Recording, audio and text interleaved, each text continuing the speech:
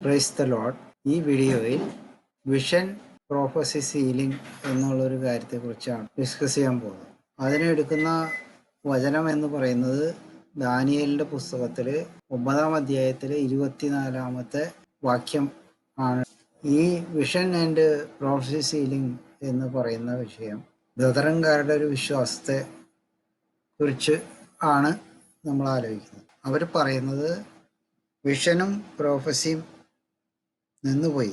അതിന് കാരണം പറയുന്നത് എന്താണെന്ന് വെച്ച് കഴിഞ്ഞാൽ, പൂർണ്ണമായത് വരുമ്പോൾ അംശമായത് നീങ്ങിപ്പോകും എന്നുള്ള ഒരു വാക്യമാണ് അവരെടുക്കുന്നത്. ആ വാക്യം ഞാൻ എടുക്കാം.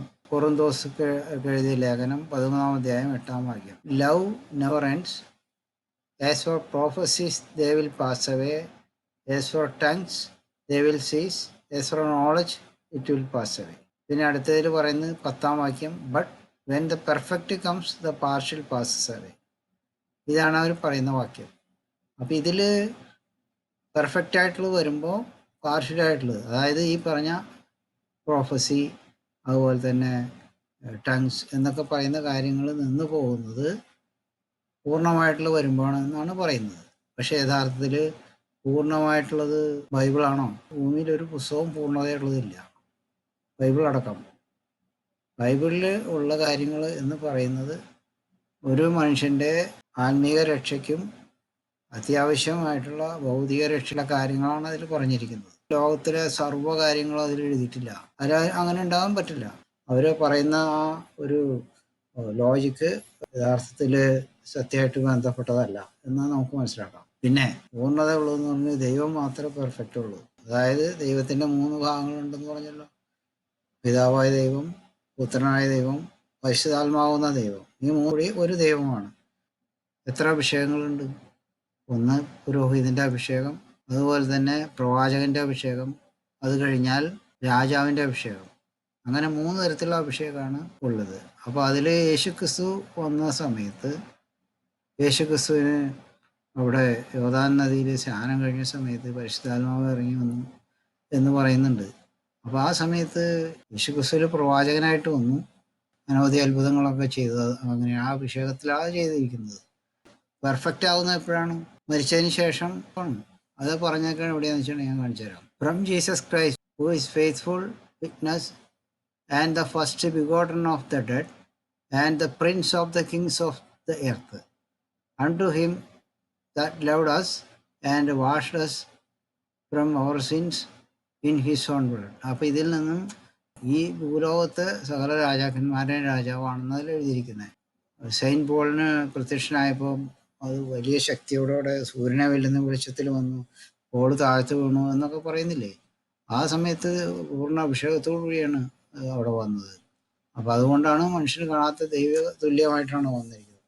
അപ്പോൾ അതിനെപ്പറ്റിയാണ് ഈ പറയുന്നത്. അപ്പോൾ ഭൂമിയിലെ എല്ലാ രാജാക്കന്മാരെയും ഇപ്പോഴത്തെ രാജാവ് എന്ന് പറയുന്നത് യേശുക്രിസ്തുവാണ്. ഇതിനത് വേറെ സ്ഥലത്തും പറയുന്നുണ്ട്. മത്തായി 28:18 പറയുന്നുണ്ട്, and Jesus came and spake unto them, saying, all power is given unto me in heaven and in earth. അത് മരിച്ചു എഴുന്നേറ്റതിന് ശേഷമാണ് യേശുക്രിസ്തു അത് പറഞ്ഞത്. അപ്പോൾ 3 അഭിഷേകങ്ങൾ യേശുക്രിസ്തുവിനുണ്ട്. രാജാവിൻ്റെ അഭിഷേകമുണ്ട്, പുരോഹിതൻ്റെ അഭിഷേകമുണ്ട്, അത് 3-ാമത്തെ അഭിഷേകം എന്ന് പറയുന്നത് പ്രവാചകൻ്റെ അഭിഷേകം. ഇനി യേശുക്രിസ്തു ഭൂമിയിൽ വരും 1000 ആണ്ട് വാഴ്ചയ്ക്ക് തുടങ്ങുന്ന സമയത്ത്.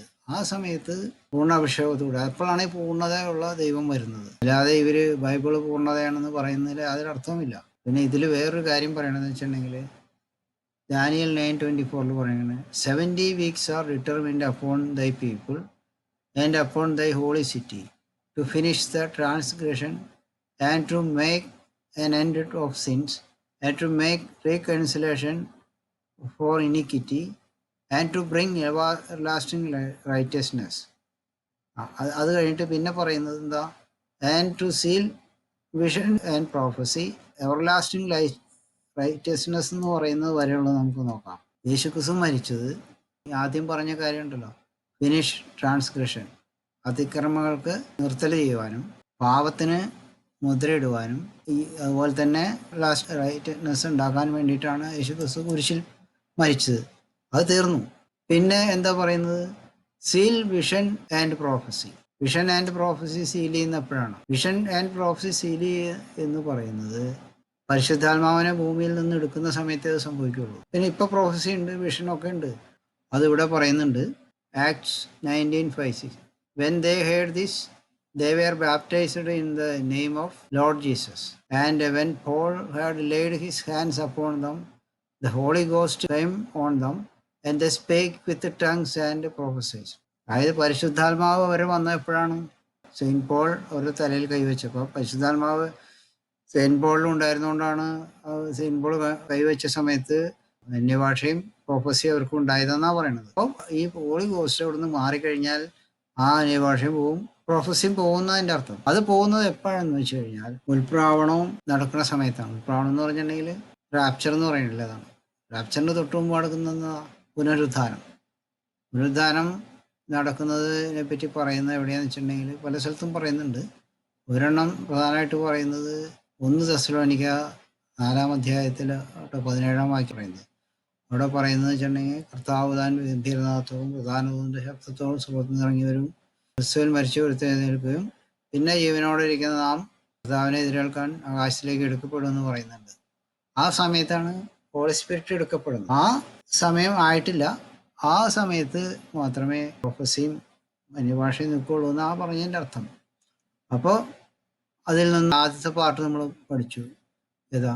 Up to everlasting righteousness and to seal vision and prophecy, അത് പഠിച്ചു. ഇനി പറഞ്ഞത് and to anoint the most holy, അതാണ് ലാസ്റ്റ് പാർട്ട് ഈ വചനത്തിൽ പറയുന്നത്. മോസ്റ്റ് ഹോളി എന്ന് പറയുന്നത് യേശു ക്രിസ്തുവാണ്. അത് ഓൾറെഡി ആയിക്കഴിഞ്ഞു. കാരണം എന്താ പറയുന്നത്? സ്വർഗത്തിലും ഭൂമിയിലും സകല അധികാരങ്ങളും എനിക്ക് നൽകപ്പെട്ടിരിക്കുന്നു. ഒരു കാര്യം മാത്രം തികയേണ്ടത്, അതായത് വിഷൻ ആൻഡ് പ്രൊഫസി സീലിംഗ് നടക്കണമെങ്കിൽ റാപ്ചർ നടക്കണം. അതായത് പുനരുദ്ധാനവും റാപ്ചറും നടന്നാൽ മാത്രമേ ഈ സംഗതി നടക്കുള്ളൂ. ബാക്കിയുള്ളവർ ഓൾറെഡി ആയി കഴിഞ്ഞു. അത് ഇപ്പം ഇതിൽ നിന്നും ഈ വചനം നമ്മൾ എക്സ്പ്ലെയിൻ ചെയ്ത് കഴിഞ്ഞു. അതിൻ്റെ കണക്റ്റഡ് ആയിട്ടുള്ള വചനങ്ങൾ അപ്പോസ്തല പ്രവൃത്തിയിലും കൊറിന്തോസുകാരുടെ ലേഖനത്തിലും അതുപോലെ റിവലേഷനിലും മത്യു 28-ലൊക്കെ കിടപ്പുണ്ട്. അപ്പോൾ അതിൽ നിന്നും നമ്മൾ ഈ ബ്രദറൻ വിശ്വാസം എന്ന് പറയുന്നത് അത് വചനപ്രകാരമല്ല എന്ന് നമുക്കത് മനസ്സിലാക്കാം.